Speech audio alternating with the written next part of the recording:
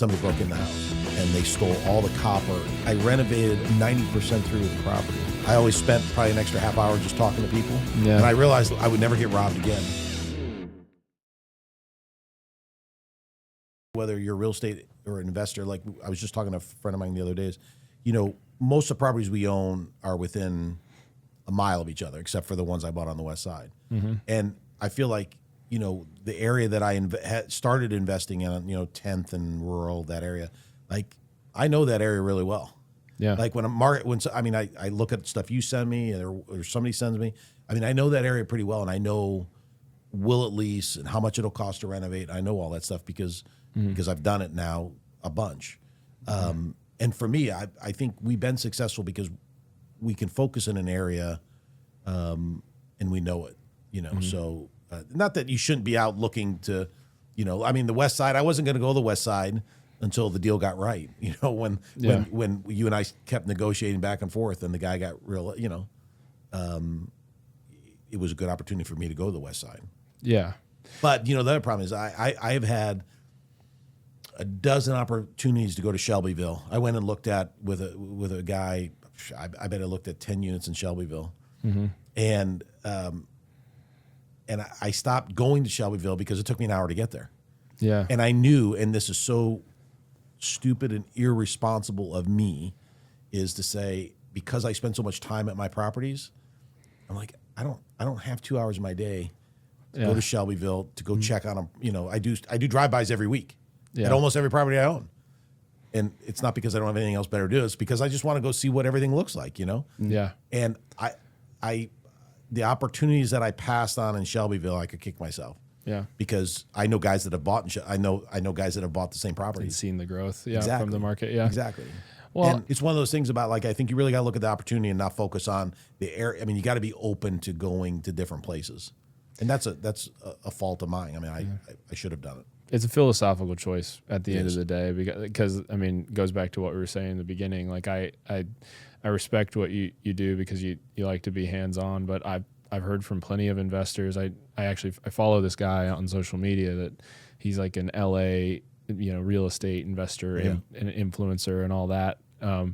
And he said something once where he was like, I would only buy in LA because I wanted to be able to drive to the properties and see it.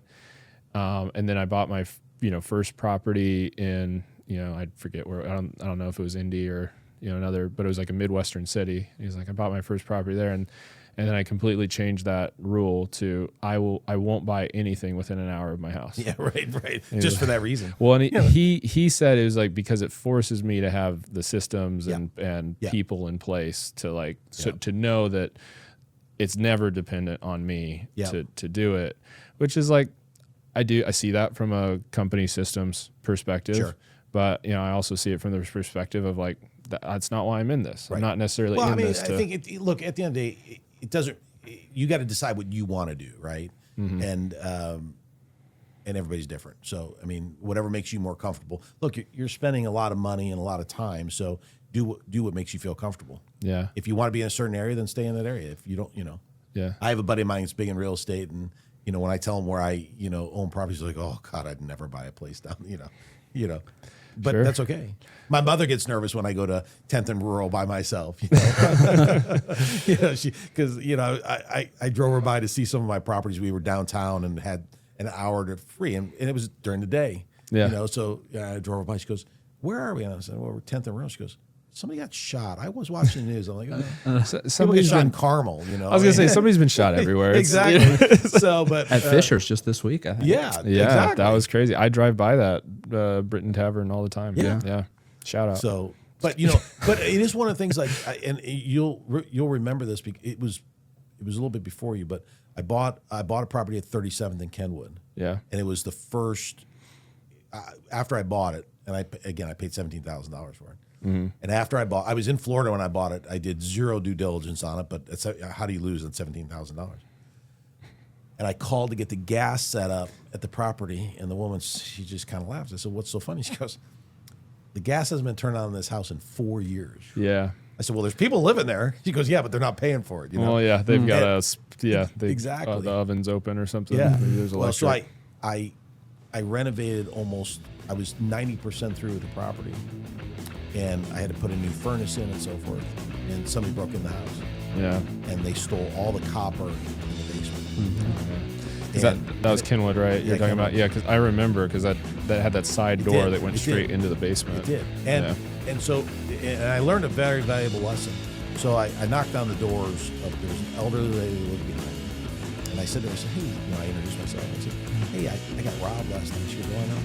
I said, did you happen to see who it was? She goes, oh, yeah. I said, you didn't call the police? Oh, no, I would never call the police.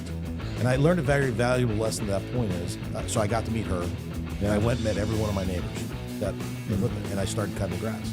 Yeah. And I started cutting the lady's grass behind me, the elderly lady, because her grass was gone. And I never got robbed again. Yeah. And I learned a very valuable lesson at that point is, you know what, there's nothing wrong with, like, you know, getting to know the people that are going to live there, because they're all great people. Yep. I mean, everybody that lived around that house, the nicest people I've ever met. Yeah. And every time I went there to cut the grass or do work or whatever, I always spent probably an extra half hour just talking to people. Yeah. And I realized at that point is that I would never get robbed again because I got ingrained in the system, and you know, and they respected me and I respected them. Yeah. And I learned, you know, it was a very valuable lesson. I mean, it's probably $5,000, $6,000, $7,000 worth of stuff that they stole from me. You can check out our full library of episodes wherever you get your podcasts.